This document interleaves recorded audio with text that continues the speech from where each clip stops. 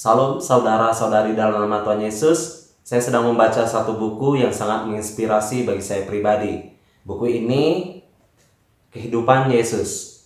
Dalam buku ini tak ada seorang pun, baik yang hidup ataupun yang sudah mati, yang memiliki dampak yang seperti Yesus alami selama di dunia ini. Ia adalah pusat dari sejarah manusia. Buku ini dibagi menjadi 4 bagian. Yesus datang ke dunia, Yesus di tengah banyak orang, penderitaan Kristus, dan Yesus membawa pengharapan. Mengapa Yesus begitu berpengaruh kepada berbagai generasi? Kenapa begitu banyak orang yang menjadi pengikutnya? Melalui buku ini Anda dapat mengetahui jawabannya. Dan buku ini juga dapat dibaca oleh anak-anak, selain hardcover juga full color. Dan tentunya saya yakin buku ini akan menginspirasi bagi Anda. Ada juga buku untuk pendalaman Alkitab dari Kejadian sampai Wahyu, buku untuk keluarga, buku untuk anak muda, dan berbagai macam buku kesehatan. Anda dapat mendapatkan semua buku ini dengan memesan melalui saya, melalui nomor yang tertera di bawah ini. Terima kasih, Tuhan memberkati.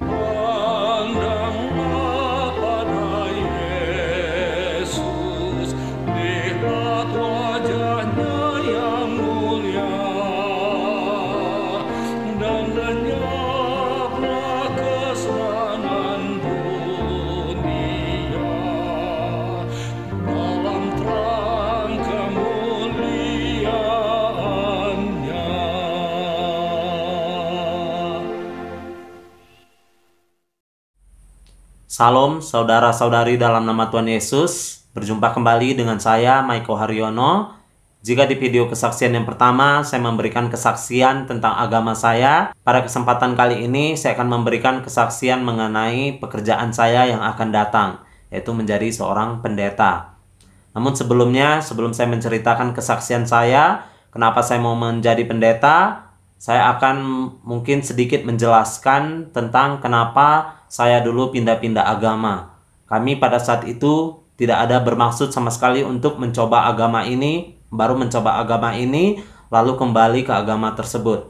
Tidak ada pernah di dalam pikiran kami untuk melakukan seperti itu.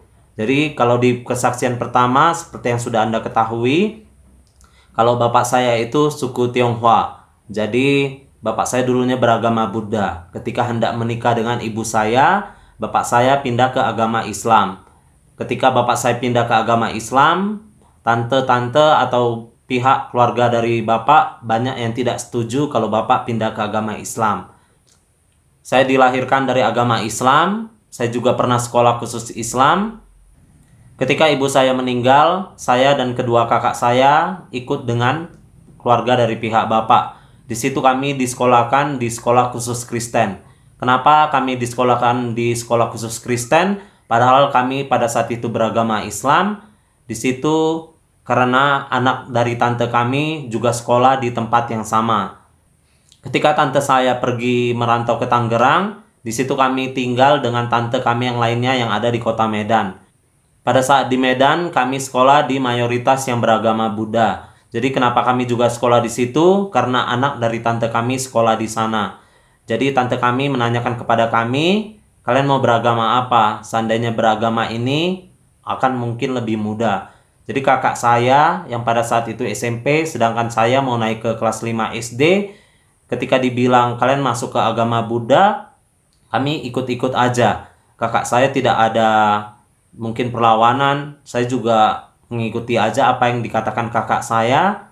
Sampai akhirnya saya baru mengetahui kalau keluarga dari pihak mama menginginkan kami ke agama Islam, sedangkan dari pihak bapak menginginkan kami ke agama Buddha. Kenapa saya bisa berkata seperti ini? Nenek saya dulu pernah berpesan, kalau kalian lahir dari Islam, kalau bisa kembali ke Islam. Ketika saya juga membawa pacar saya pada saat itu ke rumah nenek saya mengenalkan pacar saya kepada nenek saya. Di situ nenek saya berpesan kepada pacar saya, dikatakan, bapak kamu dulu dari Islam pindah ke Kristen Advent. Jadi kamu sekarang dari Kristen pindahlah ke Islam biar sama kayak Maiko. Pada saat itu saya belum menceritakan kalau saya sudah pindah ke agama Advent kepada nenek saya. Beberapa bulan kemudian baru saya ceritakan kepada nenek saya bahwasannya saya sudah pindah ke Kristen. Ketika saya menjelaskan kepada nenek saya, di situ saya menjelaskan tentang prinsip-prinsip dari Alkitab yang saya percaya kepada nenek saya. Nenek saya hanya bilang kepada saya, kalau memang itu keputusanmu, ya sudah jalankan saja. Semua agama, katanya nenek itu sama mau mengajarkan tentang kebaikan. Itu yang katakan oleh nenek saya. Sedangkan kalau pihak dari keluarga bapak menginginkan kami ke agama Buddha, karena dulu waktu kami kecil, tante kami sering berpesan kepada kami, kalian kalau sudah besar menikah dengan orang Chinese. Jadi di situ hal ini juga terbukti dikuatkan ketika kakak saya kerja di Tanjung Merawa. Kakak saya berpacaran dengan orang yang beragama Islam. Pada saat tante saya tahu kakak saya berpacaran dengan beragama Islam, tante saya marah dan dia menyuruh kakak saya untuk berhenti kerja di Tanjung Merawa dan dia dipindahkan ke Tangerang, tinggal dengan tante saya di sana. Pada saat itu tante saya juga memarahi saya, kenapa saya tidak memberitahukan kepada tante saya kalau kakak saya berpacaran dengan orang yang beragama Islam. Tante saya bilang kakak saya itu paling mirip orang Chinese. Jadi kalau bisa nikah sama orang Chinese, itu harapan dari tante kami. Saya menceritakan hal ini bukan untuk mengadu domba dua keluarga besar saya atau menceritakan keburukan dari keluarga saya, tetapi bagaimana saya mau menceritakan Yesus yang menuntun saya hingga saya menjadi seorang Kristen. Kalau ada dari saudara yang mengatakan bahwa kami coba-coba agama yang ini, Anda salah besar. Keadaan yang mendesak kami sehingga melakukan hal tersebut. Kami saat itu belum tahu apa-apa, sekarang kami sudah memilih jalan hidup kami masing-masing. Kalau kakak saya yang pertama, yang paling besar, sudah meninggal Februari lalu, sedangkan kakak yang kedua itu masih beragama Islam, dan adik saya masih beragama Islam, sedangkan saya menjadi Kristen Advent. Di sini saya ingin berpesan, kalau bisa menikah dengan yang satu agama. Jangan sampai dari pindah ke agama istri atau mengikuti kepada suami. Kalau misalnya salah satu dari orang tuanya meninggal dan keluarganya itu tidak cocok, maka akan terjadi seperti kasus kami. Itu sedikit tambahan bagaimana tentang kesaksian saya di video yang pertama. Jadi di video kedua ini, seperti yang sudah Anda ketahui, saya memberikan kesaksian kenapa saya mau menjadi pendeta ke depannya. Saat ini saya sedang kuliah di salah satu universitas yang ada di Bandung. Saya mengambil jurusan filsafat dan kalau Tuhan berkehendak, tamatnya saya akan menjadi seorang pendeta. Menjadi seorang pendeta tidak pernah saya pikirkan dari dulu. Saya sudah menjadi Kristen, saya sudah sangat bersyukur. Bagaimana kehidupan saya yang begitu rumit, Yesus menuntun saya sehingga saya mengenal akan kebenaran di dalam kehidupan saya. Jika saudara-saudari belum menyaksikan video kesaksian saya yang pertama, silakan masuk ke bagian deskripsi. Di situ akan ada link untuk video kesaksian yang pertama. Menurut saya pribadi, menjadi seorang pendeta adalah satu panggilan yang mulia. Kalau misalnya saya beralasan untuk menjadi pendeta agar saya bisa menginjil kepada orang banyak, orang biasa pun bisa untuk menginjil. Karena menginjil tugas semua orang Kristen. Ada beberapa peristiwa yang menuntun saya untuk saya menjadi seorang pendeta. Sebelum saya menceritakan tentang peristiwa-peristiwa tersebut, saya akan mundur mengenai cita-cita saya waktu kecil. Bicara pekerjaan tentu tidak luput dari cita-cita. Walaupun banyak orang yang bekerja tidak sesuai dengan apa yang diinginkan dari dia sejak kecil. Jadi dari waktu kecil saya memiliki cita-cita ingin menjadi seorang pilot. Saya beranggapan menjadi seorang pilot itu enak. Saya bisa pergi keluar kota setiap hari dan itu semua gratis. Dan itu menurut saya kenapa saya mau menjadi seorang pilot. Jadi kakak saya katakan kepada saya, kalau kamu mau jadi pilot, kamu harus pandai berhitung. Makanya saya menjadi suka akan berhitung. Ada beberapa peristiwa yang membuat saya melupakan untuk menjadi seorang pilot. Jadi saya berpikiran untuk menjadi seorang atlet. Pada saat itu saya tinggal di daerah pedesaan, setiap sorenya saya sering main sepak bola, jadi saya ingin menjadi atlet sepak bola. Saya berpikir kalau menjadi seorang atlet sepak bola, saya akan juga sering pergi keluar kota, dan itu saya lakukan sesuai dengan hobi saya lakukan sesuai dengan apa yang saya inginkan, saya bisa pergi keluar kota. Jadi ketika saya di Usni Tamrin Medan, saat itu saya kelas 6 SD, ada perlombaan 17 Agustus. Jadi tentang futsal antar kelas. Di SD kami kelas 6, kelas kami berhasil juara. Setelah turnamen 17 Agustus tersebut, guru kami memanggil beberapa nama yang akan mewakili sekolah. Jadi saya termasuk orang yang dipanggil. Kami kala mengikuti turnamen itu. Pada saat saya pulang, saya berjumpa dengan tante saya. Saya masih mengenakan pakaian futsal. Jadi ditanya tante saya, "Kamu dari mana?" Saya katakan, "Saya barusan ikut turnamen futsal antar sekolah." Di situ saya ditegur oleh tante saya, dikatakan, "Jarang orang Chinese yang bermain sepak bola." SMP-nya, saya kembali dipanggil oleh guru olahraga saya untuk mengikuti turnamen antar sekolah. Kali ini bukan futsal tetapi sepak bola. Jadi di situ saya dipanggil, dan kali ini mungkin saya berpikiran kalau dulu saya tidak minta izin kepada tante saya marah. Jadi kali ini saya memutuskan untuk meminta izin. Ketika saya meminta izin kepada tante saya tidak memberikan izin, dan juga tante saya menemui guru olahraga saya untuk mencoret nama saya dari nama yang akan dipanggil untuk mewakili sekolah. Di situ saya sangat sedih. Saya jumpai guru olahraganya, dan guru olahraganya berkata kepada saya tidak bisa berbuat apa-apa, tante kamu yang melarang kamu. Ya udah, katanya, kalau enggak pun kamu akan saya bawa. Itu yang kata guru olahraga saya. Jadi saya berpikir kalau saya memang dilarang bermain sepak bola, saya ingin beralih ke olahraga lain. Saya lihat anak tante saya mewakili sekolah kami untuk turnamen basket. Jadi saya pergi ke Temjon di Medan Mall. Saya ikuti di situ Temjon ini hingga dari kupon-kuponnya saya tukarkan untuk membeli bola basket. Saya latihan mendribble, latihan shooting, dan lainnya. Pada saat saya kelas 3 SMP, ada turnamen 17 Agustus di mana kelas kami mengikuti turnamen basket. Jadi saya dan teman-teman sekelas saya berhasil menjadi juara kedua. Guru olahraga kembali memanggil saya untuk mewakili sekolah di turnamen basket antar SMP sekota Medan. Jadi di situ dari kelas saya hanya saya yang dipanggil, sisanya dari tim yang juara 1. Di situ saya sangat senang bagaimana yang dulu saya latihan itu semua seperti terbayar. Pada saat saya turun dari kelas saya untuk berkumpul bersama teman-teman yang dipanggil lainnya, di situ saya berjumpa dengan guru BP yang dipercayai untuk memegang basket di sekolah kami. Guru BP ini katakan kepada saya, "Kamu dipanggil juga, lebih bagus kamu tidak usah ikut, nanti kamu dilarang oleh tante kamu." Di situ jadi saya seperti kecewa, tetapi saya juga tidak bisa banyak ngomong apa-apa. Saya kembali naik ke kelas saya dengan perasaan sedih. Pada saat SMA, saya ingat bahwa saya dipanggil untuk mewakili sekolah kami di kejuaraan atletik. Saya dipilih di nomor lari 100 meter.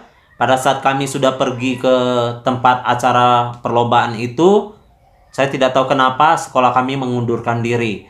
Sejak peristiwa itu, saya tidak memiliki minat lagi untuk menjadi seorang atlet. Pada saat SMA kelas 1, teman saya sudah ada yang mengajar. Dia ingin keluar dari tempat dia mengajar dan dia disuruh cari pengganti. Jadi dia menanyakan kepada teman-teman yang bisa matematika. Di situ saya ditanyakan dan saya meminta izin kepada tante saya mengizinkan, dan di situ saya mengajar dari bulan Januari. Saya mengajar kurang lebih selama 8,5 tahun. Mengajar untuk SD bagian matematika, sedangkan SMP bagian matematika dan fisika untuk SMP kelas 1. Sedangkan SMP kelas 2 dan 3 langsung bos kami yang menghandle-nya. Ketika saya mengajar les, saya juga memutuskan untuk sambil kuliah. Jadi saya kuliah di salah satu universitas yang ada di Medan, IB.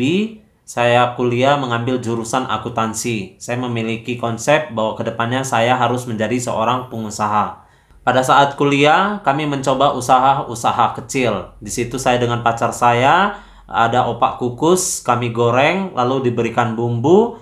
Dan di situ kami, dari produk kami ini, kami masukkan ke kantin universitas kami. Dan di situ usahanya cukup lumayan jalan. Ketika saya baru kuliah 3-4 bulan, sepeda motor saya yang baru lunas 11 hari itu terbakar. Jadi kosan saya terbakar, ada 4 sepeda motor yang terbakar. Di sini juga nanti kedepannya saya akan memberikan kesaksian bagaimana Yesus menyelamatkan saya pada saat kebakaran itu dan Yesus menjawab doa saya. Ketika sepeda motor saya terbakar, saya memutuskan untuk mengkredit sepeda motor yang baru. Saya memasuki semester kedua di perkuliahan saya. Di situ banyak pengeluaran yang terjadi, sehingga harus memaksa saya untuk berhenti kuliah. Tetapi saya memiliki satu pengharapan, kedepannya saya akan melanjutkan kuliah itu lagi. Pada saat sepeda motor yang kedua itu sudah lunas, saya kredit kurang lebih selama 3 tahun. Jadi saya mengajar sudah 8,5 tahun. Di situ saya memutuskan untuk mengundurkan diri. Jadi saya mencoba melamar ke perusahaan lainnya dengan mengandalkan ijazah SMA sama pengalaman mengajar saya yang 8,5 tahun. Itu banyak perusahaan yang menolak, ada juga yang menerima, namun harus masuk di hari Sabtu. Di situ saya memutuskan untuk menolak pekerjaan tersebut. Saya lebih memilih untuk beribadah pada hari Sabtu. Sambil menunggu untuk mendapatkan pekerjaan yang libur pada hari Sabtu, saya memutuskan untuk menjadi ojek online. Sebelumnya saya mencoba beberapa usaha seperti membuat sabun cuci piring, usaha tauge, distributor coklat. Namun semua usaha yang saya coba gagal. Dari usaha saya yang beberapa gagal itu, di situ saya berpikiran bahwa saya tidak memiliki jiwa bisnis seperti orang Chinese kebanyakan. Pada saat saya menjadi ojek online, saya teringat akan 2 teman saya yang dulu sama-sama mengajar. Di mana dulu teman saya mengajar sambil kuliah dan sekarang dia mengajar di Cinta Budaya. Jadi saya kontak kepada dia. Di situ dia mau membantu saya untuk memasukkan lamaran ke Sekolah Cinta Budaya. Di Sekolah Cinta Budaya ini ada 3 teman saya. 2 teman saya pada saat saya mengajar dan 1 dari teman SMA. Ketika saya mengantarkan lamaran ke Cinta Budaya ini, saya langsung diinterview. Juga sudah dijelaskan tentang pekerjaan apa yang harus saya lakukan. Juga sudah ditanya tentang besaran gaji. Di situ saya bertanya kepada Cici itu, bisa nggak saya libur pada hari Sabtu? Ditanya alasannya, kenapa kamu mau libur pada hari Sabtu? Saya katakan saya mau pergi beribadah. Jadi Cici ini berkata kepada saya, kalau kamu mau minta libur hari Sabtu, kamu harus jadi guru. Namun untuk saat ini kamu tidak bisa karena kamu hanya ijazah SMA. Untuk menjadi guru itu harus S1.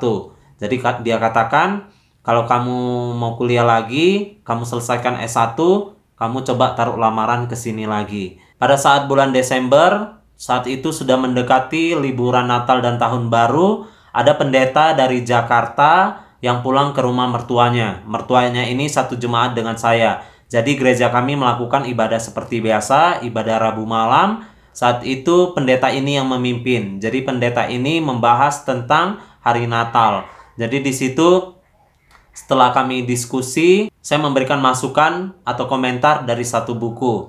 Di akhir kebaktian, pendeta itu menanyakan kepada saya, pekerjaan saya, pendidikan saya. Saya menjawab, hingga akhirnya pendeta itu menawarkan kepada saya bahwa anggota jemaatnya di Jakarta mau menyekolahkan saya kalau saya itu mengambil jurusan kependetaan. Saya di situ tersenyum dan menolak secara halus. Saya katakan, saya tidak layak menjadi seorang pendeta. Baru pendeta itu kembali tersenyum kepada saya. Dia jelaskan bahwa justru kamu menolak, itulah yang seharusnya. Kenapa? Kalau misalnya kamu merasa diri kamu layak, kamu mau menerima, hal itulah mungkin yang patut dipertanyakan. Dia juga menceritakan tentang bagaimana nabi-nabi di perjanjian lama. Saya ingat pada saat itu Musa, ketika dia dipanggil, dia juga menolak. Tetapi Tuhan yang menuntun dia sehingga dia menerima.